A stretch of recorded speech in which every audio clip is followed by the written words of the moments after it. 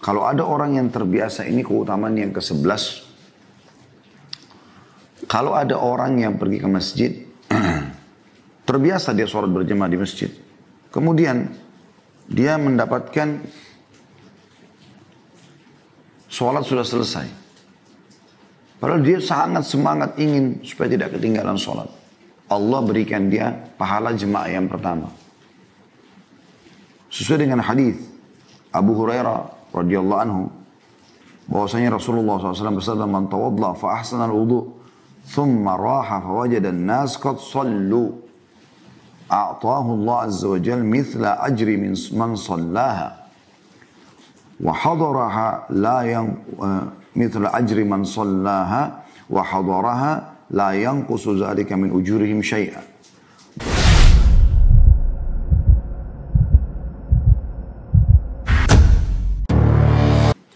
Barang siapa yang keluar dari rumahnya dalam keadaan bersuci untuk sholat wajib, maka pahalanya seperti pahala orang yang berhaji dan yang sedang berihram. Atau berhaji yang sedang berihram ya. Barang siapa yang keluar untuk menunaikan sholat duha, ia tidak merasakan lelah kecuali karena melaksanakan sholat tersebut, maka pahalanya seperti orang umroh. Ini keutamaan tersendiri lagi. Gitu kan. Juga dalam hadis yang lain, kalau ada orang yang terbiasa, ini keutamaan yang ke-11. Kalau ada orang yang pergi ke masjid, terbiasa dia sholat berjamaah di masjid. Kemudian dia mendapatkan sholat sudah selesai. Padahal dia sangat semangat ingin supaya tidak ketinggalan sholat. Allah berikan dia pahala jemaah yang pertama. Sesuai dengan hadis Abu Hurairah radhiyallahu anhu, bahwasanya Rasulullah SAW bersabda, "Man tawadda fa ahsana al-wudu, thumma raha fa wajada an-nas qad sallu, a'tahu Allah azza wa jalla mithla ajri man sallaha, wa hadaraha la yang mithla ajri man sallaha, wa hadaraha la yanqusu dzalika min ujurihim syai'a." Barang siapa yang berwudu dengan baik dan sempurna, dia sempurna wudunya, kemudian dia berangkat menuju untuk sholat berjamaah, namun dia mendapati orang-orang sudah selesai menunaikan sholat, maka Allah memberinya pahala orang ikut dan menghadiri sholat jamaah tersebut yang awal tadi. Ini tanpa mengurangi pahala orang-orang ikut berjamaah tadi. Keutamaan yang besar sekali. Kita akan masuk insya Allah ke faedah yang selanjutnya, ya, yaitu potongan yang ketiga dari hadisnya. Maka Allah, saya ulangi hadisnya dari awal, Rabb kita Azza wa Jal kagum terhadap dua orang. Sudah kita jelaskan faedah pertama tentang sifat kagumnya Allah Subhanahu wa Ta'ala kepada atau terhadap dua orang. Yang pertama, seseorang yang meninggalkan pembaringannya dan selimutnya di antara keluarganya dan kampungnya menuju sholat. Dan ini faedah yang kedua yang sudah kita jelaskan. Kita ambil faedah yang ketiga, yaitu maka Tuhan kita berfirman. Maka Tuhan kita berfirman.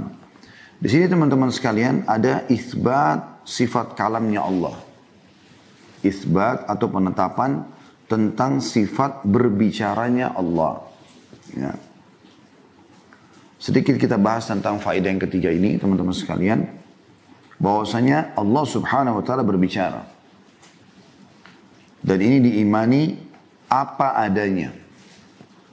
Karena memang Allah Subhanahu wa Ta'ala menyebutkan hal tersebut ya, di dalam banyak ayat-ayatnya. Di antaranya surah Al-Baqarah. Kalau Anda mau catat, Al-Baqarah surah nomor 2 ayat 253. Al-Baqarah surah nomor 2 ayat 253 yang bunyinya, A'udzu billahi minasyaitonir rajim. Tilkar rusulu faddalna ba'dahum ala ba'd minhum man kallamallah. Al-ayat. Artinya, rasul-rasul itu kami lebihkan sebagian mereka atas sebagian yang lainnya. Kita tahu ada 313 rasul dari 124 ribu nabi. Dan dari 313 rasul Allah dahulukan lagi ulul azm 5. Nuh, Ibrahim, Musa, Isa dan Muhammad alaihi wassalatu wassalam. Lalu Allah kerucutkan lagi kepada pemimpin seluruh anak Adam, termasuk pemimpin seluruh nabi-nabi adalah Nabi Muhammad sallallahu alaihi wasallam. Kata Allah SWT dalam Al-Baqarah 253, Rasul-Rasul itu kami lebihkan sebagian mereka atas sebagian yang lain. Di antara mereka ada yang Allah berkata-kata secara langsung dengannya. Atau berbicara langsung dengannya. Jadi Allah menyebutkan masalah itu. Begitu juga dalam surah An-Nisa. Surah nomor 4 ayat 164. Ya, An-Nisa. Surah nomor 4 ayat 164. Di mana Allah subhanahu wa ta'ala memastikan. Kalau Allah berbicara sama Musa langsung alaihi salatu wassalam. A'udhu billahi minasyaitanirrajim. Wa kallamallahu Musa taklima. Dan Allah berbicara secara langsung kepada Musa. Ini tentu dalil yang paling kuat tentang Allah subhanahu wa ta'ala memang berbicara langsung. Ya, karena ada kalimat langsung. Wa kallamallahu Musa taklima. Dan Allah subhanahu wa ta'ala berbicara dengan suara yang terdengar. Sebagaimana Allah menjelaskan di dalam Al-Quran. Di dalam surah Maryam, surah nomor 19, ayat 51 sampai 52. Surah Maryam, surah nomor 19 ayat 51 sampai 52 yang bunyinya A'udzu billahi minasyaitonir rajim wadhkur fil kitabi Musa innahu kana mukhlasan wa kana rasulan nabiyya wa nadainahu min janibit turil aymani wa qarrabnahu najiyya, yang artinya ceritakanlah hai Muhammad kepada mereka kisah tentang Musa dalam Alkitab atau dalam Al-Quran. Sesungguhnya ia adalah seorang nabi yang dipilih dan seorang rasul dan juga nabi. Dan kami telah memanggilnya dari sebuah atau sebelah kanan gunung Tur, dan kami telah mendekatkannya kepada kami di waktu dia munajat kepada kami. Di sini firman Allah SWT, dan kami memanggilnya, ya, wa nadainahu, ya, dan kami memanggilnya dari sebelah kanan gunung. Ya. Ini memanggil di sini bahasa Arabnya adalah an-nida, dan Syekh Islam Ibnu Taimiyah rahimahullah berkata, nida dalam bahasa Arab, ya, adalah suara yang tinggi ataupun keras. Istilah nida tidak dipergunakan pada sesuatu yang tidak ada suaranya, baik hakiki maupun kiasannya. Jika nida adalah jenis suara dalam kurung atau suara yang keras, ya, dalam penjelasan para Ibnu Taimiyah, maka sesuatu yang menunjukkan kepada jenis otomatis menunjukkan jenis tersebut, atau maksudnya pasti berarti ada suara di sini. Diambil dari Majmu' Fatawa jilid 6 halaman 531. Ibnu Taimiyah juga berkata rahimahullah, Allah Azza wa Jalla telah memberitakan nida atau panggilannya kepada para hambanya dalam Al-Quran pada 10 tempat lebih. Dan nida itu tidak terjadi kecuali dengan suara berdasarkan kesepakatan ahli bahasa dan seluruh manusia. Bisa lihat Minhajus Sunnah jilid 5 halaman 423. Dan tentang pembicaraan Allah subhanahu wa ta'ala dengan suara yang didengar juga disebutkan dalam hadith-hadith yang sahih. Di antaranya hadith Abu Sa'id al-Khudri radhiyallahu anhu yang sahih. Beliau berkata bahwasanya Rasulullah SAW bersabda, ya, Yaqulullahu azza wa jalla yaumal qiyamah ya Adam. Yaqulu labbaika rabbana wa sa'daik. Fayunada bisawt.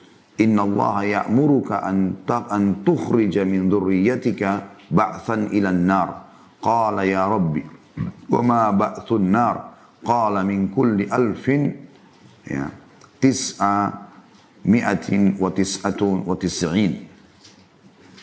Yang artinya, kata Nabi SAW, Allah akan berfirman pada hari kiamat, hai Adam, menyerunya. Adam menjawab, aku menemu panggilanmu.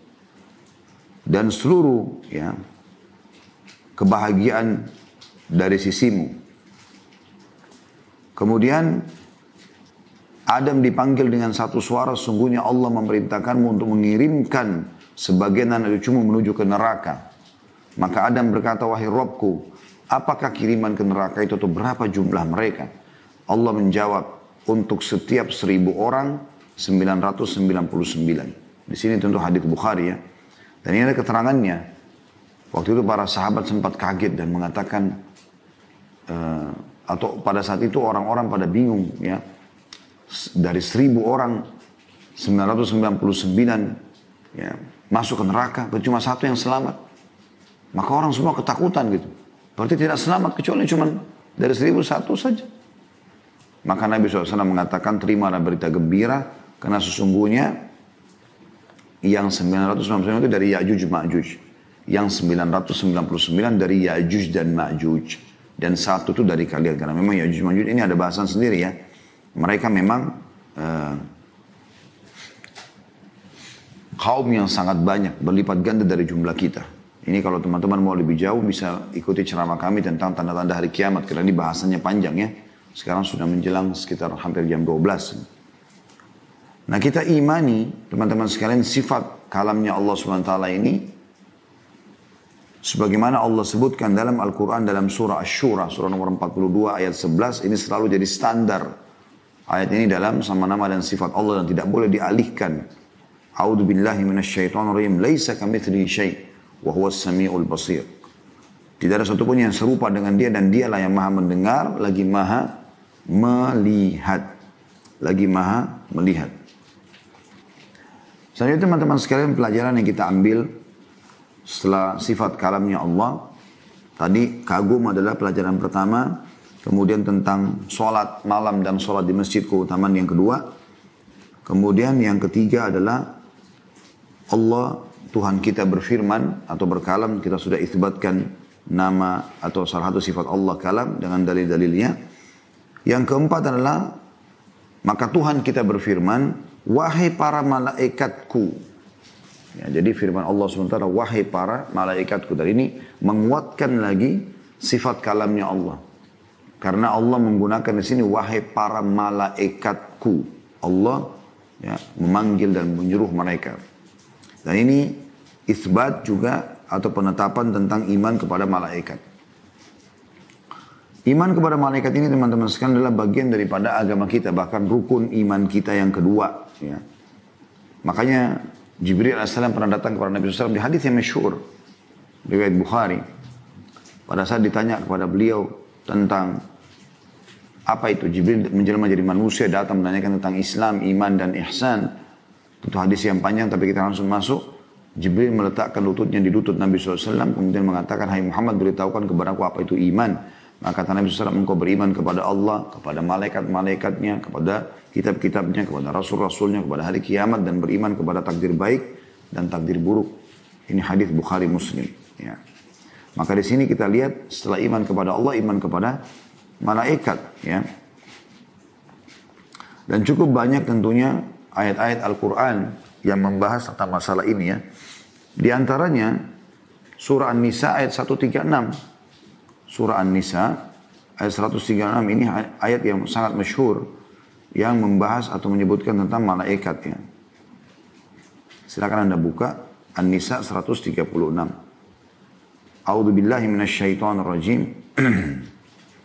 Ya ayyuhalladzina amanu aminu billahi wa rasulihi wal kitabil ladzi nazzala ala rasulihi wal kitabil ladzi anzala min qabl. Wa man yakfur billahi wa malaikatihi wa kutubihi wa rusulihi wal yawmil akhir faqad dhalla dhalalan ba'ida. Wahai orang-orang yang beriman, tetaplah beriman kepada Allah. Kalau sudah iman, maka pertahankan sampai mati. Juga kepada Rasulnya Muhammad SAW. Dan kepada kitab yang Allah turunkan, Al-Quran. Kepada kitab yang Allah turunkan kepada Rasulnya, artinya Al-Quran, serta kitab yang Allah turunkan sebelumnya. Taurat, Injil, ya. Kita yakin pernah turun, gitu kan, tidak diterapkan lagi syariatnya. Sekarang sudah dihapus oleh Al-Quran. Barang siapa yang kafir kepada Allah, kepada malaikat-malaikatnya, kepada kitab-kitabnya, rasul-rasul dan hari kemudian, tidak yakin ada kiamat, maka sungguhnya orang itu telah sesat sejauh-jauhnya, kata Allah. Jadi jelas sekali bagaimana ya, disebutkan di sini dalam surah An-Nisa 136 tentang wajibnya beriman kepada para malaikat. Ya. Syekh Shalih bin Abdul Aziz Al-Syekh hafizahullah, beliau mengatakan batas minimal iman kepada malaikat adalah keimanan bahwasanya Allah menciptakan makhluk yang bernama malaikat. Mereka adalah hamba-hamba Allah yang senantiasa taat kepadanya. Mereka merupakan makhluk yang diatur sehingga tidak berhak diibadahi sama sekali. Di antara mereka ada malaikat yang ditugasi untuk menyampaikan wahyu kepada Nabi. Diambil daripada buku Syarah Al-Arabin Nabawi yang ditulis oleh beliau Syekh Saleh Al-Syekh. Gitu kan. Dan kalau teman-teman mau lebih jauh mendengarkan atau membaca tentang malaikat tentu banyak sekali. Ya.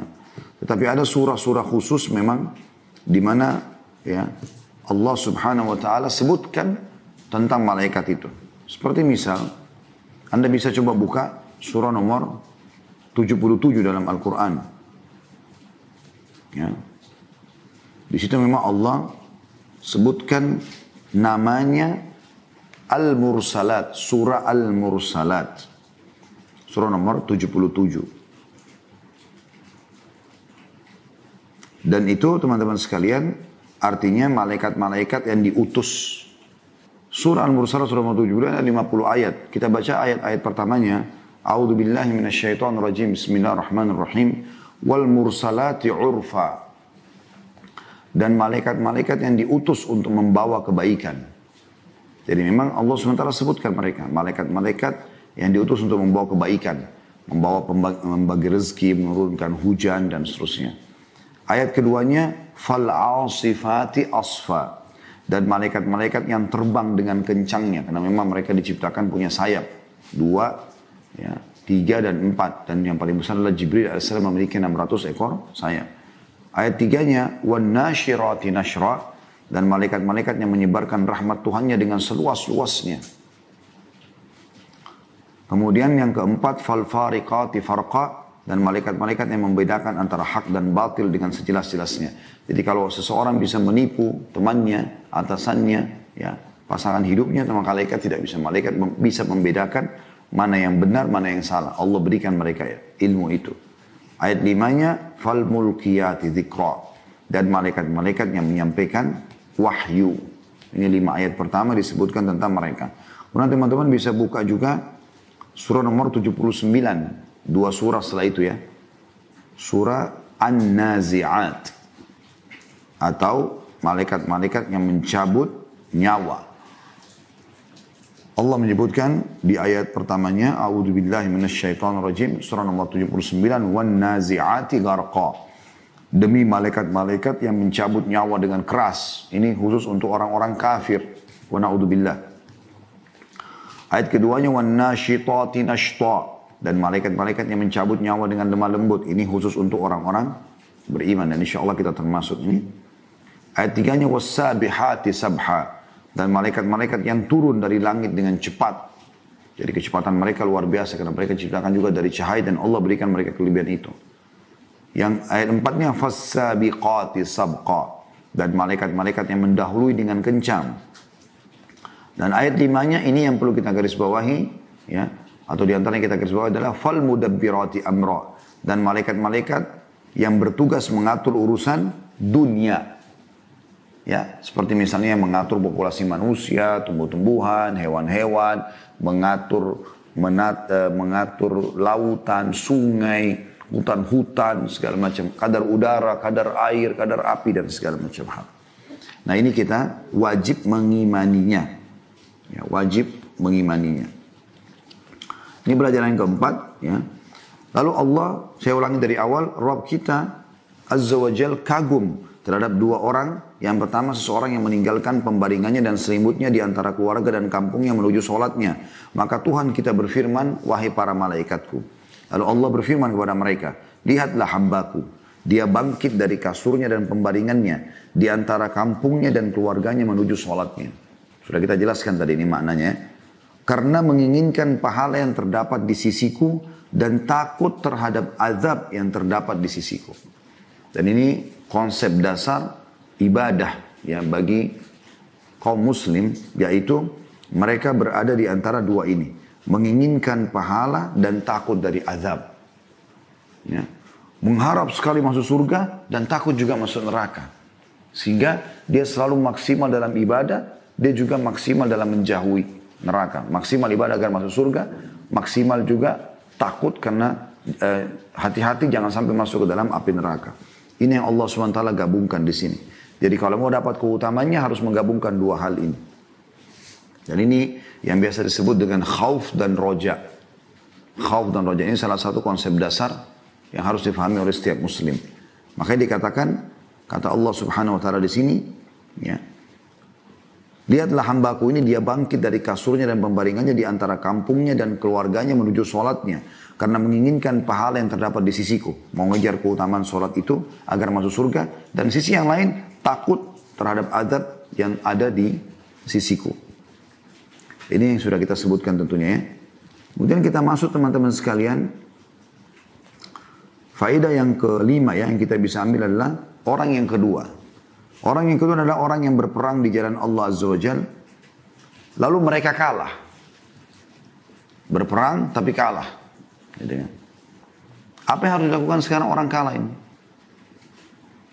Orang biasanya kalah mundur. Gitu ya. Melarikan diri misalnya. Tapi perhatikan di sini. Orang yang Allah kagumi ini justru orang-orang yang berperang di jalan Allah. Lalu mereka kalah. Sedangkan dia, salah satu daripada mujahid itu, mengetahui dosa yang diterimanya karena lari dari medan perang. Kita tahu tidak boleh lari dari medan perang. Nanti akan saya jelaskan insya Allah itu. Dari satu sisi dia tahu kalau dia lari, ini ada bagian daripada dosa besar. Bahkan dapat murkanya Allah.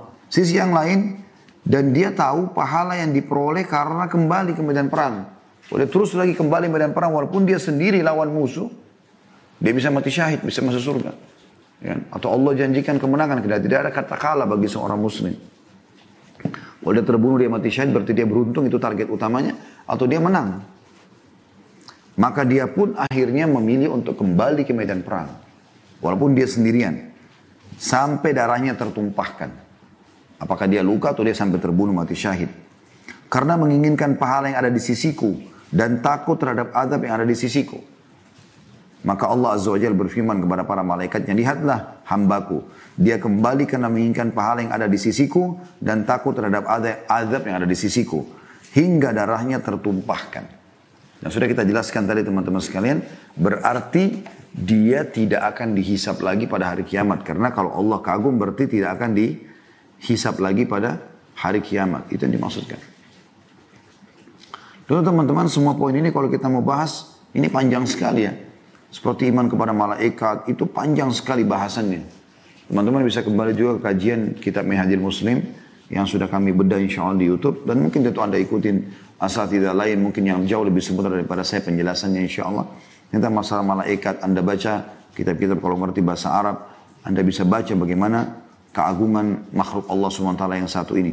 Itu sudah kita jelaskan panjang lebar insya Allah di bahasan Minhajul Muslim, dan mungkin sekali lagi Anda bisa dapatkan dari para asatidzah yang lain. Di sini teman-teman ada disebutkan tentang masalah keutamaan jihad. Ya. Keutamaan jihad, nanti akan kita bahas dan kita tutup dengan ini ya. Namun sebelumnya saya perlu jelaskan dulu tentang tadi ya. Tidak boleh lari dari medan perang. Ini disebutkan dalam sebuah hadis yang sahih. Yang sudah masyhur sekali, hadis Bukhari ya. Melalui Abu Hurairah radhiyallahu anhu bahwasanya Nabi SAW bersabda, "Ijtanibus sab'al mubiqat." Jauhilah kalian, jangan sampai kalian terjerumus ke dalam 7 dosa yang membinasakan. Qalu ya Rasulullah mahun. Maka para sahabat dengan semangat bertanya, apa itu ya Rasulullah? Ini bahaya benar nih. 7 dosa Nabi tentukan 7 yang membinasakan. Maka kata Nabi SAW, asyirku billah. Yang pertama, syirik kepada Allah. Menyekutukan Allah SWT. Yang kedua, was-sihir. Yang menjadi penyihir ataupun minta untuk dilaksanakan sihir itu. Orang yang datang kepada penyihir. Yang ketiga, wa qatlun nafs allati haramallahu illa bil haqq. Membunuh jiwa yang Allah haramkan. Yang keempat, wa aklu riba. Memakan harta riba. Yang kelima, wa aklu malal yatim. Memakan harta anak yatim. Yang keenam, wa tawalli yawmaz zahf. Ini saksi bahasan kita. Dan lari dari medan perang. Ya. Lalu kemudian yang ketujuh, wa qadhful muhsanatil mu'minatil ghafilat. Menuduh wanita muslimah yang baik-baik, ya, lagi terjaga berzina. Hadis masyhur riwayat Bukhari Muslim. Ya. Di sini saksi bahasan kita teman-teman sekalian adalah lari dari medan perang. 7 induk dosa yang membinasakan. Makanya di sini Allah subhanahu wa ta'ala mengatakan, pada saat pasukan muslim itu kalah, maka ada di antara mujahid itu yang tiba-tiba terfikir dan menyadari bahayanya dosa kalau dia justru meninggalkan medan perang. Lari. Bagian daripada dosa besar. Karena tidak ada sifat pengecut dalam Islam. Sampai terbunuh pun tidak ada masalah bagi dia. Nah itu yang dia kejar. Mati syahid gitu. Sementara juga dia tahu pahala kalau dia kembali. Maksudnya kalau dia berjihad. Maka perlu kita menjelaskan tentang masalah jihad ini. Teman-teman sekalian, kita tutup dengan ini tentunya insya Allah. Masalah jihad ini adalah bagian daripada agama kita. Di zaman kita sekarang ini, kadang-kadang dijadikan sebagai bahan sensitif orang kalau bahas jihad. Jadi ada orang yang mengatakan jihad itu kalau dibahas seperti garis keras, gitu kan, sehingga nggak perlu dibahas. Bahkan kalau perlu dihapus dari buku-buku fikih. Ini mustahil terjadi. Bagaimana kita menghapus banyaknya ayat-ayat Al-Quran yang menjelaskan tentang masalah jihad. Hadis-hadis Nabi SAW praktik dalam hidup beliau.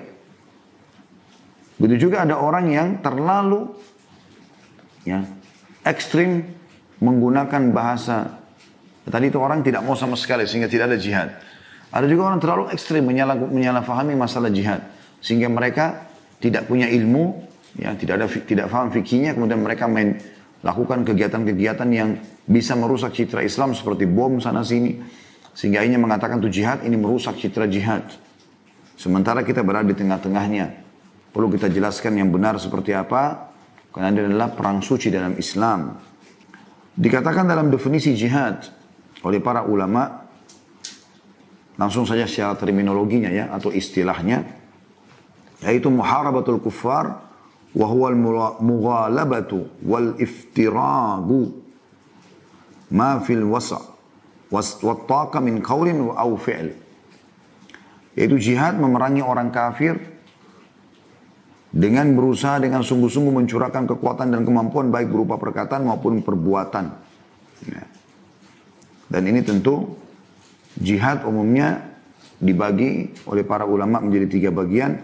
Ada jihad melawan musuh yang nyata, pergi ke medan perang sebagaimana Nabi SAW menuju ke Badr, memerangi kaum musyrikin, di perang Uhud, di perang Ahzab atau perang Khandaq, di perang Hunain, Fathi Makkah, Hunain, kemudian Tabuk, ya.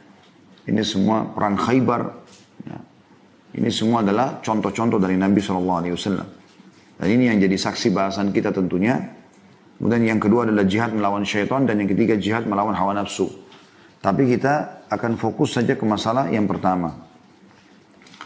Allah subhanahu wa ta'ala memerintahkan kita agar berjihad. Ya. Di dalam firmannya misalnya, contoh. Dalam surah Al-Hajj. Surah nomor 22 ayat 78. A'udzubillahi minasyaitonirrajim. Wajahidu fillahi haqqa jihadi. Dan berjihadlah kalian di jalan Allah dengan sebenar-benar jihad. Juga di dalam Al-Quran surah At-Taubah. Surah nomor 9 ayat 41. A'udzubillahi minasyaitonirrajim. Infiru khifafan wa thiqalan wajahidu bi amwalikum wa anfusikum fi sabilillah. Dzalikum khairul lakum in kuntum ta'lamun. Artinya, berangkatlah kamu baik dalam keadaan rasa ringan maupun rasa berat dan berjihadlah dengan harta dan jiwamu di jalan Allah. Yang demikian itu adalah lebih baik bagimu jika kamu mengetahuinya. Tentu banyak dalilnya teman-teman sekalian, tapi saya akan sebutkan yang terakhir Al-Anfal. Waktu duhur sudah masuk. Al-Anfal surah nomor 8 ayat 72 yang bunyinya A'udzubillahi minasyaitonirrajim. Al-Anfal surah nomor 8 ayat 72. Innal ladhina amanu wa hajaru wa jahadu bi amwalihim wa anfusihim fi sabilillah wal ladhina awaw wa nasaru ulaika ba'duhum awliya'u ba'd wal ladhina amanu wa lam yuhajiru ma lakum min walayatin min syai'in hatta yuhajiru wa in istansarukum fid dini fa alaykumun nasru illa ala qaumin bainakum bainahum mitsaqo wallahu bima ta'maluna basir. Sesungguhnya orang-orang yang beriman dan berhijrah serta berjihad dengan harta dan jiwa mereka pada jalan Allah dan orang-orang yang memberikan tempat kediaman dan memberi pertolongan kepada muhajirin ya, atau kepada orang-orang hijrah, mereka itu satu sama yang lain saling melindungi. Dan terhadap orang-orang yang beriman tetapi belum berhijrah, maka tidak ada kewajiban sedikit pun bagi melindungi mereka sampai mereka berhijrah. Ini cerita tentang orang-orang Mekah yang belum hijrah ke Madinah. Yang sudah hijrah tolong mereka. Yang belum hijrah Allah mengatakan tidak perlu kalian bantu mereka Tapi jika mereka meminta pertolongan kepadamu dalam urusan pembelaan agama, maka kamu wajib memberikan pertolongan kecuali terhadap kaum yang terikat perjanjian antara kamu dengan mereka, dan Allah Maha melihat apa yang kamu kerjakan. Ya. Kemudian Al-Hafidh Ahmad bin Ali bin Hajar atau Ibnu Hajar dikenal dengan Al-Asqalani rahimahullah berkata, yang wafat tahun 853 Hijriah, jihad menurut syarak adalah mencurahkan seluruh kemampuan untuk memerangi orang-orang kafir di saat dibutuhkan. Dan tentu ini ada bahasan yang cukup panjang lebar berhubungan dengan masalah jihad. Seingat saya di salah satu bahasan kita sudah pernah bahas itu. Tentang masalah jihad ini di bahasan kita yang lalu-lalu. Intinya dan juga tidak asing lagi, sudah banyak sekali saya bahas di serial Sahabat.